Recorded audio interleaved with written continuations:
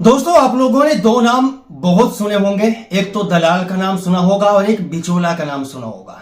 ब्याह शादी होती है तो बिचौला कोई ना कोई जरूर होता है। कोर्ट कचहरी का मामला आपका चलता है, किसी से लड़ाई झगड़ा हो जाता है तो उसमें एक दलाल जरूर मिलता है आपको। ये दो नाम ऐसे हैं जो कभी कभी बहुत इज्जत भी पा जाते हैं, कभी कभी बहुत ज्यादा जलील भी हो जाते हैं। ऐसा ही मामला कुछ अमेरिका के राष्ट्रपति डोनाल्ड ट्रंप के साथ हुआ है।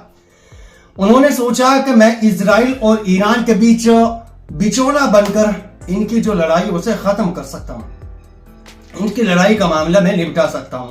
लेकिन अब यह स्पष्ट हो चुका है कि इसकी कोई नहीं मान रहा है। ना तो इसकी इजराइल मान रहा है, ना इसकी ईरान मान रहा है।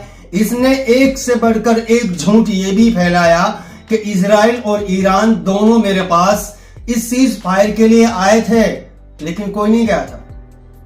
डोनाल्ड ट्रंप की इतनी बड़ी बेइज्जती हो चुकी है कि वो on camera, on mic, media के सामने गाली देने पर मजबूर हो चुके हैं डोनाल्ड ट्रंप।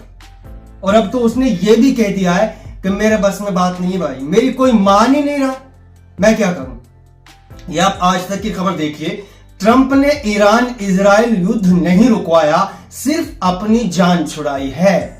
उसने युद्ध रुकवाने के लिए झूठ फैलाया था, एक झूठी अफवाह फैलाई थी कि दोनों के बीच सीज फायर हो चुका है। हालांकि सीज फायर के फौरन बाद दोनों ने हमला करना शुरू कर दिया।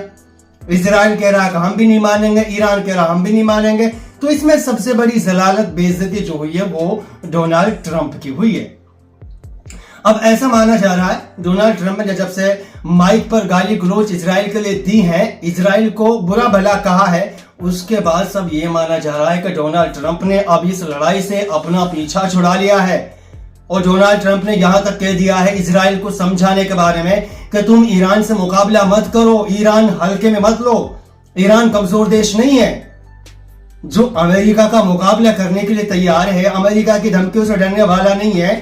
डोनाल्ड ट्रंप समझ गए, उसने भांप लिया ईरान की ताकत को, ईरान की जो एक मजबूत है उसको भांप लिया। और ईरान के बारे में ट्रंप ने यह भी कह दिया है कि उसके पास बहुत तेल है, ईरान बहुत आगे तक जाएगा। ईरान कमजोर पड़ने वाले देशों में से नहीं है, ईरान झुकने वाले देशों में से नहीं है, ईरान धमकियों से डरने वाले देशों में से नहीं है। यह सब कुछ ओपन माइक डोनाल्ड ट्रंप कह चुके हैं, लेकिन फिर भी इजराइल नहीं मान रहा है। तो उसके बाद डोनाल्ड ट्रंप ने कहीं ना कहीं अपना पीछा छुड़ा लिया है। अमेरिकी राष्ट्रपति डोनाल्ड ट्रंप के सरप्राइजिंग सीज फायर ऐलान के 6 घंटे बाद खबर आई कि इजराइल की बीरशेवा शहर पर ईरानी मिसाइल गिरने से 9 लोगों की मौत हो गई है। फिर ईरान की ओर से भी इजराइल पर सीज फायर उल्लंघन का आरोप लगाया गया।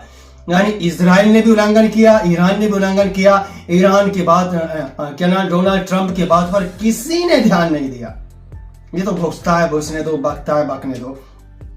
इसके अलावा और आप देख लीजिए, ये भी आज तक की खबर है, नहीं चाहिए आपकी मदद। पुतिन ने फोन कर ऐसा कौन सा ऑफर दिया जिसे ट्रंप ने कर दिया मना। पुतिन ने डोनाल्ड ट्रंप को फोन किया कि आपको ईरान और इजराइल लड़ाई के बारे में कोई मदद चाहिए तो आप बताइए। डोनाल्ड ट्रंप ने साफ मना कर दिया, भाई मेरे को कोई मदद नहीं चाहिए, मैं इनके बीच में नहीं पड़ना चाहता। ये कोई मेरी बात मानता नहीं है, कोई मेरी बात सुनता ही नहीं है। न इजराइल मानने को तैयार है, न ईरान मानने को तैयार है। तो मैं इनको लेकर कोई मदद मुझे नहीं चाहिए। ये लोग मेरी तरफ से बाहर में जाएं, ये लोग मरे बचे, मुझे कोई फर्क नहीं पड़ता। तो मैं इनके बारे में बात नहीं करना चाहता। हाँ, इतना जरूर है, तुम अपने बारे में मुझे कुछ बता सकते हो।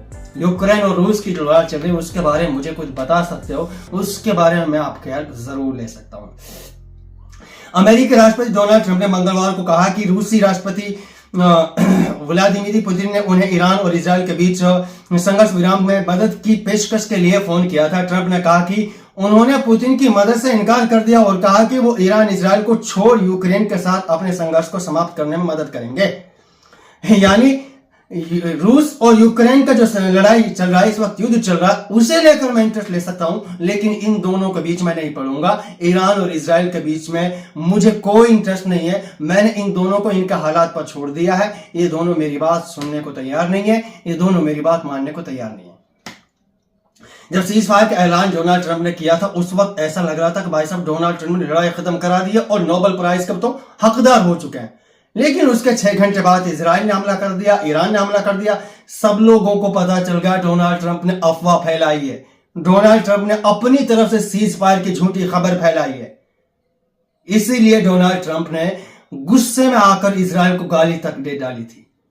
बाकी अब आप लोगों के सामने है, ताऊ जी की बड़ी बेइज्जती हो चुकी है। इसलिए मैंने पहले कहा था कि बिचौला जो होता है, दलाल जो होता है, कहीं कहीं पर उन्हें इज्जत मिल जाती है, लेकिन मोस्टली जगह उन्हें जलील होना ही पड़ता है।